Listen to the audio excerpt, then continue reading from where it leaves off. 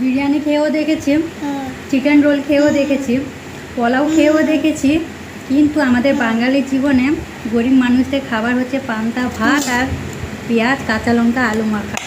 এটা না পেলে আমাদের সারা জীবনটা মনে হয় কিছু খাওয়া দাওয়া করি না, তাই তো?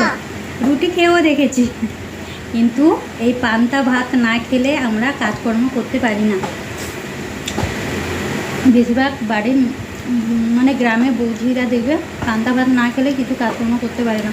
যারা চাকরি বাকরি করে তারা বিরিয়ানি বলো, রোল বলো, অনেক কিছু খেয়ে শুকনো খাবার খেয়ে থেকে যেতে পারে, কিন্তু আমরা পান্তা ভাত না খেয়ে থাকতেই পারি না।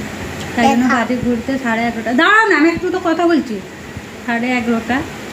কালকে ভাত হয়েছিল, বেশি হয়ে গেছে, সেটা জল ঢেলে রেখেছিলাম, তাই জন্য নষ্ট হয়ে যাবে গরিব জীবনে। কী করবো, চাল কিনতে তো কত টাকা করে চাল হয়েছে জানো? আমাদের জমিন জায়গা কিচ্ছু নেই, তাই জন্য আমরা ভাত আর পান্তা বলো যাই বলো